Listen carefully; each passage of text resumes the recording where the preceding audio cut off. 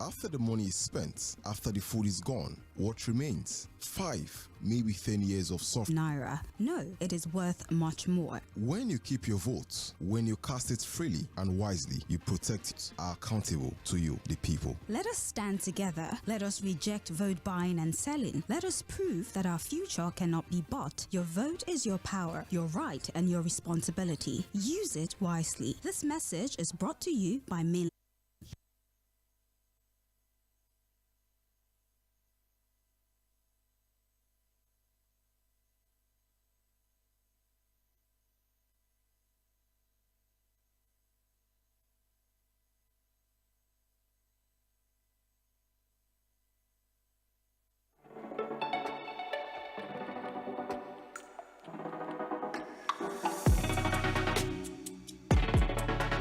All right, thank you very much. On the back end, definitely trying to fix it as quick as possible. Welcome to the Situation Room, live from Milan 98.3 FM. I know, our listeners will be wondering of conversation that gives us some thought-provoking moments, and I will go back to value. What is the worth of one human life in Nigeria? What does it take for you to be a Nigerian surviving, get where you are going to, or you can go back, get where you are going to and not even go back home, or you can go, sleep and compound, and then some way, somehow, unfortunately, it just ends there.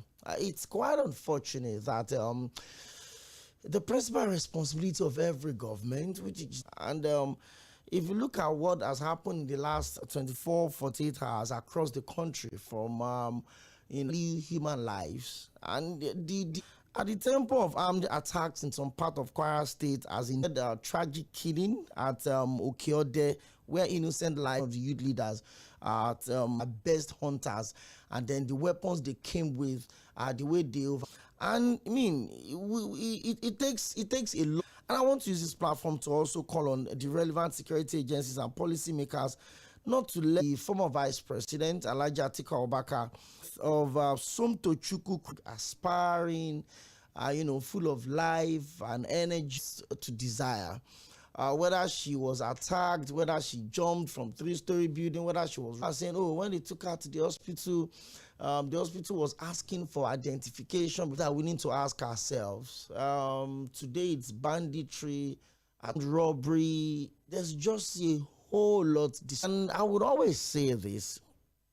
You can build the finest hospitals. You can make, which is this, you are making, Lord, you save. Kenny, last week, they were coming from court to buy in Abuja.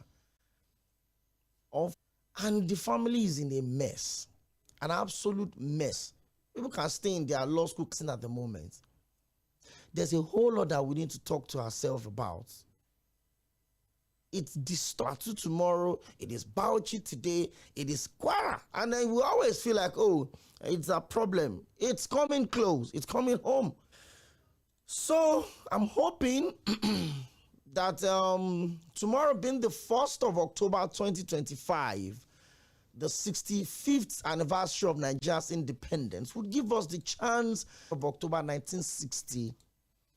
Have we truly lived, or around the same time with it? Where are they actually?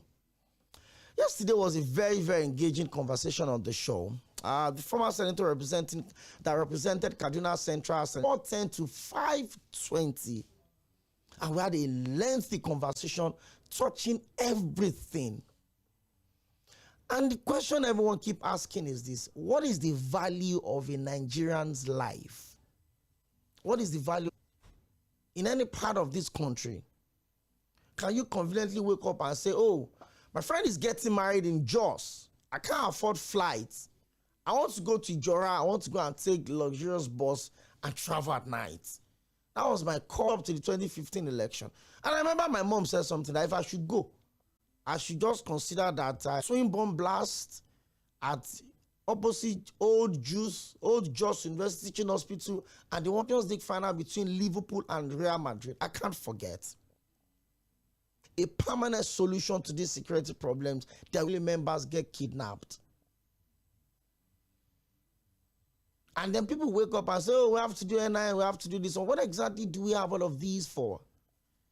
I saw a video this morning and I ran a fact check and I found out it's actually true. In Zamfara State, it came in like VIPs. They came in over 100 motorcycles, and then the government representative were already waiting for them to arrive.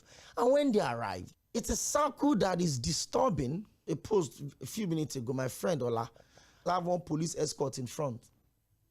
Some of those SUVs, policemen hanging around, looking for trucks to escort into lane with uniform, unbuttoned and Dunlop slippers with torchlights that collected 500 naira for motorbike, and they'll give the Okada numbers. Ukiro will join me on the show today, and then we'll look at policing the country.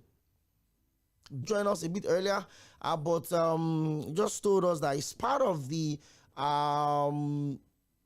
bit delayed the session with Chief Mike Ukiro, the former Inspector General of Police, but he's going to join us on the show today. And for about, I say ourselves, you probably would think that was my business. I'm TV, journalist.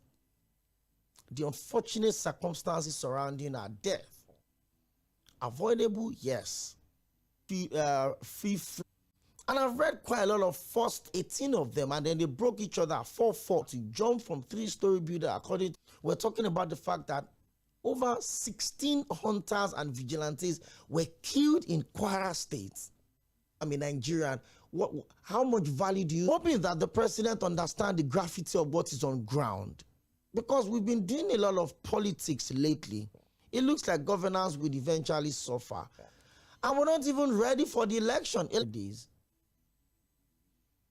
Oh, look at where we are. The people don't even feel safe. Go to law school. It's disturbing because nobody feels safe anymore. Or maybe because the whole thing is very, very far from it. And it's clear that we don't have a political class that is exactly interested in any of the country. The people you are selling the country to are reading on the pages of newspaper, are listening to shows like this. And on the moment that we're supposed to celebrate 60, so many issues, military interruption. But we became independent of our colonial masters, but we are dealing with internal issues that we have struggled to combat. We don't have maybe flooding here and there, issues and all of that. As we report every month in Nigeria,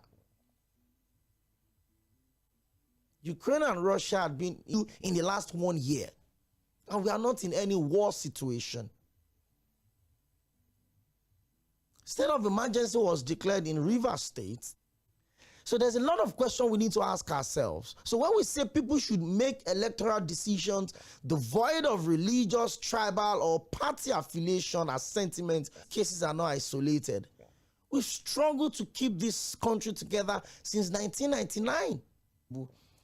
5 presidents, 2 dead, 3 still living. 2 living, 1 still serving. Homes anymore. Side. Government 14 days again, shitting with the government. In the midst of all of these issues, how do you sell the country to investors? Around to see the country in a very positive way. For even countries that you probably have to take like 3 connects, we can't sort ourselves out. From 2009 till 2025, we've cattle rustling. Oh, there's always going to be there's kidnapping. And the kidnappers are having but they can track the phone and arrest the person. Bandits that have been declared wanted by. How do you come and negotiate peace there and you are carrying rocket launchers, you are hanging grenades, you have AK-47, you are so loaded, even more than the military. Challenge the government that there's going to be a peace meeting here today and all of these wanted leaders are going to be there, and then they came in, they were even addressing the press. Build hospitals for the Fulani community, build these people. If you provoke them, they will cancel the peace deal. People that have declared a country within a country, their own farms. in a democracy. Maybe the last time we had this, the people need to know the truth. What exactly is going on? The NSA, whether Somto jumped, whether value, nobody really cares, right? If the NSA comes to tell us that the country is safe, what happens to the hunters that were killed? How do you negotiate peace deals with people that have killed? Because there's no way you would develop your own tax system. You hoist flags and take over communities, overrun military formations, attack. But the president is not saying what happens to the killings in Benue. What happens to the killings on the plateau? Our state shares boundaries with about 2 or 3 southwestern states. So you know what I mean, right? I hope you do. Let's keep all of this politics. Do we really need to have a country that is functional and all of these are to come on the drains and people? People die of hunger. People die of one of the most unfortunate thing to see. So people now travel out of the country and the bright minds, the people that are supposed to take charge of. There was a minister of labor in this country that told us that we have enough medical personnel so that our doctors are leaving. He said they can leave, that we have enough to take care of the people on ground. We don't even have enough hospitals to take care of the people. Because in the line of this, you are offering peace deals to people that are seeing us for the very first time. There are days the show can just take this way. The things that one of my favorite lecturers, Professor Lamle Elias, he always says that dispute resolution methods.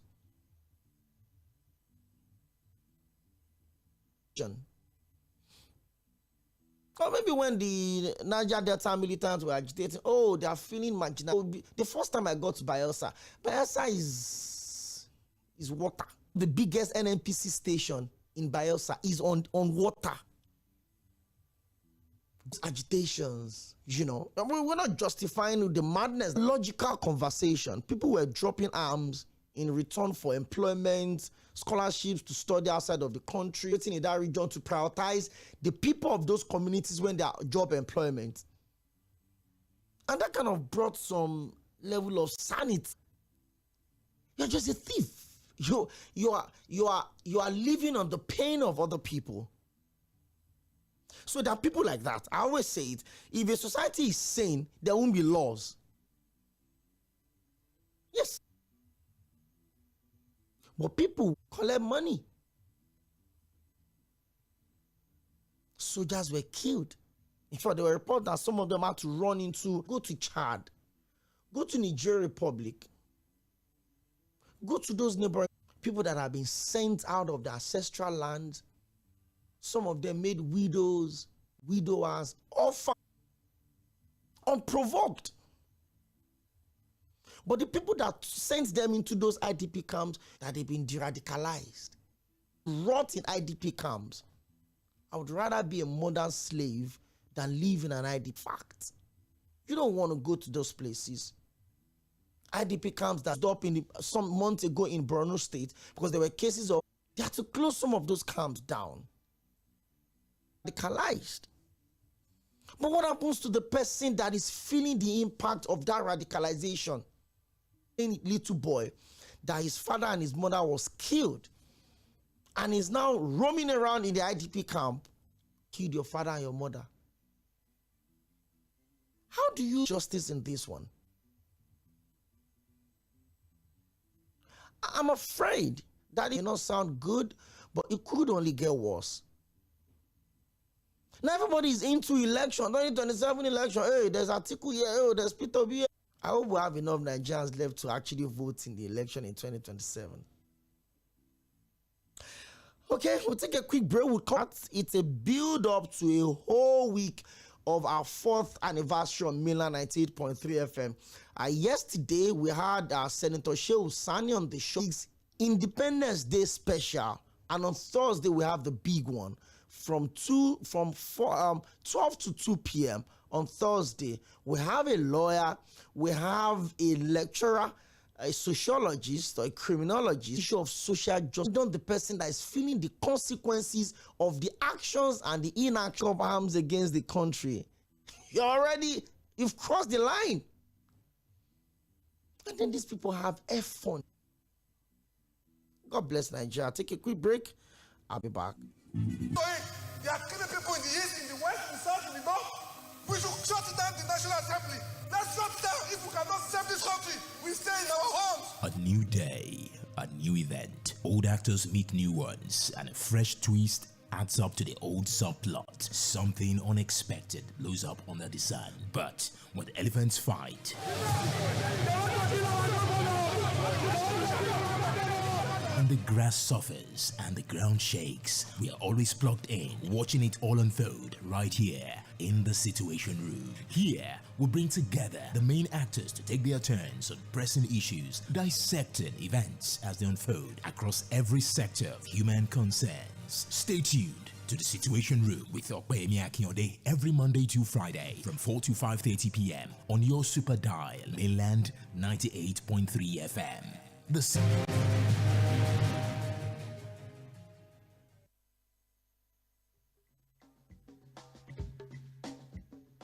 Oga Police, no worry, I see you. You know you can do the right thing, right? You know you can do without that bribe. You know you don't even have to harass that young man because he is properly dressed. And you think he's a Yahoo boy? You don't even have to assault that citizen whom you have sworn an oath to protect. Yes, we understand that the pay is not good enough to take you home, that you are still wearing a uniform that you bought with your own money 5 years ago. It's no news that the government has not done enough by you. We feel your pain and we wish things could be different as we continue to call on government to wake up to their responsibilities. We want the police to be our friends, just as it is boldly stated across the, and we support you always.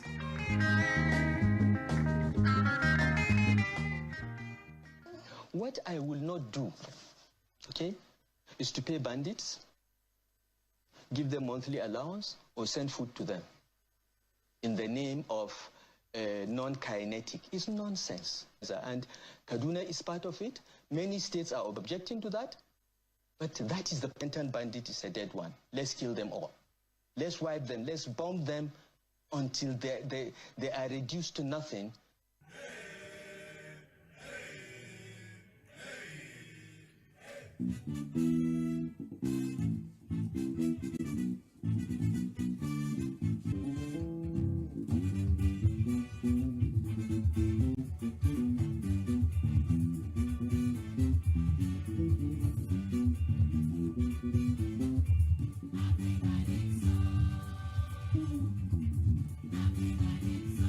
Thank you very much and welcome back. Very much. Like I said, we have a special, program on.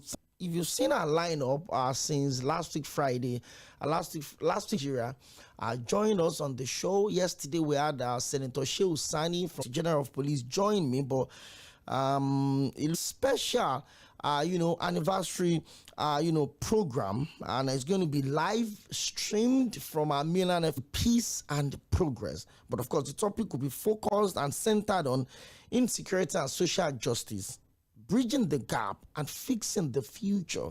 I would have Mr. Alex Okonkwo, is a security expert, and people to have a conversation with. He's a lecturer at the prestigious University of Lagos. He's with us in the studio, a lawyer, economist, and an administrator. So it's 3 against 1, 3 of them against just me. And then with a point of a security expert, Mr. Alex Okonkwo would handle that. From the point of a security of a criminologist, what really runs through the mind of a criminal? Is it about having an environment that encourages it, or you think is the whole region of old? That would help us understand why we have good laws that doesn't seem we know how to implement them. So don't miss it. Thursday, 12 p.m., live on Milan 98.3 FM. That's why we drew that conversation in commemoration of the 4th anniversary of Mainland 98.3 FM. It felt like yesterday, but it's 4 already, and we're grateful for always having our back every day. Well, it looks like we're not going to be engaging our guest today. Non-kinetic or kinetic means of conflict resolution. It had to come from the point of a willing other party. Are they also ready to be a part of it? Because how do you negotiate peace deal on? How do you do that? How do you negotiate peace deal and then you still go and kill the traditional ruler of the same community you went to negotiate peace deal with? So that we can, take this country. So that almost 60% or 70% of the guys I grew up with are all out of this country. Snap. This one is out. In fact, some of them will even tell you. They just change number and call you. Guy, I don't go. Go away. I don't do so and so. Wow. Interesting. It's disturbing, especially if you don't feel safe. You offer amnesty. It's my pleasure to have the former Inspector General of Police. Good evening, sir, and thank you for joining us on the show. Good evening, and if there is more in the Thank you very much. I will still thank you for still squeezing out time to join us on the show today. I think we'll have to try and connect with him again. Let's see if we're lucky this time around. I know that the president being in town would, make it a bit difficult. And then let's see, maybe we'll have to also make it a bigger conversation in the famous Inspector General of Police that we've ever had in this country. Well, and we just want to have this conversation. Trust, maybe lack of respect between the citizens even have for, the police is a cause to worry. I appreciate. I think the network is a bit, here and there. But let's do this real quick so that we can let you go. Well, maybe you're probably one of the most popular and, IGP that this country has ever produced. So it's always a pleasure to have a conversation with you. Let's get straight up into the conversation again. Because one of the most popular saying is that, police is your friend. But how much of friendship exists between the citizens and the police? Let's start from there. Yeah, the police, by the nature of their job, is to do things that keep people from doing it. Next time, the police is not a friend because they're protecting you. Police is your friend. When police do their job against what you want to do, the police is not your enemy. So this is that you must accept and help the citizens with their difficulty. You see police people allowing children crossing through traffic, directing traffic, they got the police as enemy. If you allow bad, the police is your friend. If you're criminal, police is your enemy. A society where you have more criminals than law-abiding citizens, they don't like the police. I think that's a different understanding of police is your friend. But now, how did we get to where we are right now? There's been a lot of issue around the need to improve the welfare of the police. There's been different times, police don't have the right for Nigerians to have that somewhere. Anytime you sense or you smell danger, your next is the police station. Do you think Nigerians still have the same, mindset right now, sir? They still do. Because what people have difficulty, the first port of call is the police station. If you travel and looking for if you're driving a car, you park at a police station. If people are traveling and maybe they cannot have people, they think they are coming to police station to help themselves. They are criminals. Maybe they want to steal things for the police or whatever. But the actual thing is that see the norm. If you see the accepted conversation everywhere now, especially in Nigeria, you have a problem with the police. You have the police want to travel from Lagos to Port Harcourt, for example. You're traveling, you feel like easy yourself. You only need a roadblock, you park. You feel it's safe, to protect the people, to give succor to people, to alleviate the suffering of the people. That is what policemen are taught to do, and they're doing it. down the British flag and raised the Nigerian flag on the 1st of October 1960. Am I correct, sir? Yeah, you're correct. Okay. Independence. Take us through that journey. Is this where you envisage that we should be as a nation? Up that flag on the eve of 1st of October. I think that should be exactly 65 years today that you took that decision. Definitely. What you saw as a child, do you think a Nigerian child that is your age today is seeing the same thing about the country? Yeah, I think I wrote an article some time ago, and I said, what we as adults are seeing now and not what children are seeing now. Yeah, because the politicians at that time have been looking forward to 1st October 1960. Sometimes you look for something, you get it, you don't know what to do with it.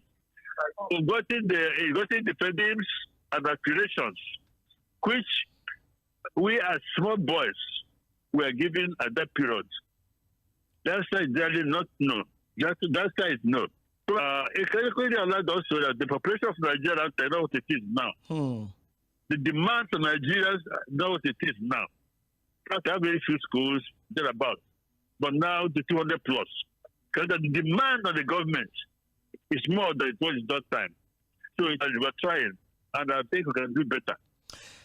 Well, 76 next year, if I'm not mistaken. Yeah, no. I'm 76. One of the proudest moments of my life was when I was part of the children that did the night movement. So sometimes when I was reading your profile, sir, I was seeing that being part of those 4 kids that lowered the British flag and raised the Nigerian flag. The Nigerian flag, yes. It literally made any significant progress as a nation. Look at the challenges that we are dealing with right now. We've been banditry, cattle rustling, armed robbery. It's a whole lot of issue. How much progress do you think we will have made if we've been lucky with the El Dorado? Like I said earlier on, the population of Nigeria at that time was not much. The demands of the government are not as it is now. Small villages, everybody knew every other person. But now the cities are so 60. You know what it is today. It has expanded, so we have a lot of what to do. Unlike the little thing that time, how many of us were in school that time? So now they want to reach. Everybody is struggling. So the government is trying, Nigerians are trying too. But wrap it up, but because I promised I wasn't going to take much of state police. A lot of people have lent their thoughts towards it. A lot of people have also expressed fear of police. What is your take on the conversation around the state police? Yeah, I was against the creation of MCs. You know yourself that some governors who were in the police, even as a state, they don't like any position against the state. So the governor has, and that's the way. If a governor wants the government to do something, doesn't do it. Have the governor in charge of everything. He controls the police. He controls security. He controls everything. So, since the president has started that what to do, I just the Constitution Section 214 says that we want a police force, one police for Nigeria. So I mean, with the reality of what we have right now, sir, there's complaints of Nigeria being under-policed. There are complaints that even the police officers. I said something before you joined us, sir, that almost all of the SUVs in Lagos have a police escort attached police needs. There have also been a lot of issues. One of the reasons why we had the NSAS protest was to, to speak against police brutality. Nigerian police needs at the moment. Now, the issue of the strength of the recruitment. I would start the police lost and another recruitment, and I wrote a memo to the president. I said, I'm surprised. I closed down because I know me as a police service commission, the recruiters as a policeman every year. But in Nigeria, it's a policeman to do the job. Why are we talking about this security?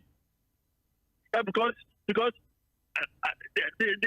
president of the police, how many times do the police patrol across the road? There's no fuel. The vehicles are not there. The men are not.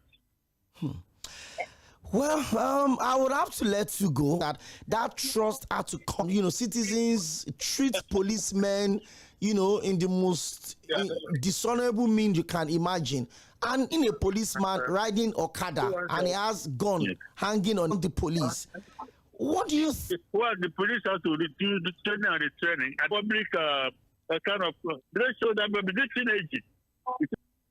Police cannot do work alone. You start because they need funding for that. Please, people realize that police is working for them. Today, the former Inspector General of Police, are you still maintaining that position right now? Yeah, so I was thinking that the political zone, each one have a police. Each one says having a police. Let me take an example. Say, headed by DIG. So the Senior Police of Police Nigeria. All of them under the federal. What you have now, you have a federal police. If they are restricted within the zone. Yes. Maybe if I have time with you, you can call me some other time. Time to be here. Sorry, I have to Yes. Thank you very much. That's the former Inspector General of Police, Chief Mike Okiro Antages. And you heard his position on the show today that he still feels state police would not be appropriate because of abuse of power by maybe let them have their own police structure. Well, our session with Chief Mike Okiro, of the 4 pupils that was selected to about 10, because now he's 75 and Nigeria is also 65. Well, robust because the president is in Imo at the moment, and continue this conversation the next time he's ready. Please. And he says, Nigeria. Hello, answer them from K2. Okay. Are you hearing me? I'm struggling to hear you. Try and call back if you can. Hello, good evening. Question because of fear that there been no so we are. But the hospital released. I'm coming, Mr. Rob. Dead. Okay, position they put money ahead. So some of us are not happy about this situation. Let me quickly talk about security. Okay, my brother. Who we start though with the responsibility to do the job? Is it the police against internal insurrection? Who does this job to do that they are the one to calls coming in? Hello, good evening. How are you today? I'm good, and you? You and the good people. Yes, I'm very, very happy. Inspector General Mike Okiro. Yeah, he was my classmate at the Nigerian Law School and sent to him through one of the commissioners. So, but what I want to say, I differ a little bit from him for peace and unity in this country. He owned about 70 dead now. He to become the Inspector General. So we practice our police system just like the other democracies, like America of Houston. Yes, you can. Yes, the more they decentralize it, the better. My friend, may God will bless you. That is my case. And God will bless you too. Hey, Apayami. You're welcome. Nice one. Thank you. I'm going to see your booth interview now. He's one of the beneficiary. Former or Inspector General of Police, we agree. We have to join board. When is what colonial master give? Master, tell me we're not for state police. Come on. Just day by day, while the police tensions across tribes, when someone is calling another brother and is in good evening, the most important part of these government is that they only hear when they are insulted or hear when or they do not hear. As you brought today, the issue of state police has been overflowed, and I will continue to say you very much as well. More calls. Hello, good evening. Yeah. I'm calling from Texas. Okay.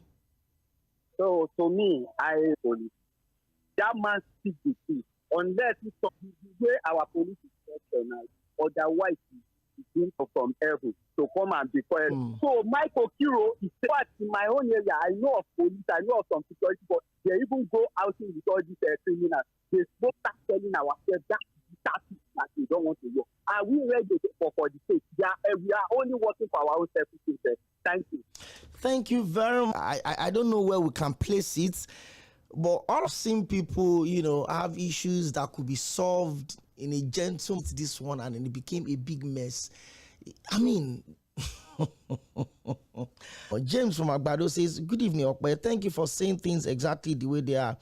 At the APC used insecurity issues as a slogan to kick the PDP out of banditry. We have others, we have unknown gunmen are killing Nigerians left, right, and center. Instead, continue with their propaganda rather than facing this system is very porous. And I called and said, to be porous and have security. Our leaders are not serious about the issue of security. From insecurity, even the almighty America is still facing daily killings, but it can be reduced everywhere. And I asked the question, when the vice president made a request for what security really means and how well himself and his party are providing security for his country around the government. Other countries, even with less wealth. And next up is Mainland FM Global News. I'm sorry, I can't pick more. We could also have Mṛɪľᴏᴜ join us in this. Thank you for everything you've always done. Thank you for. He doesn't support state police. Rather, come back to take you through the world of sport. Therefore, champions, they return on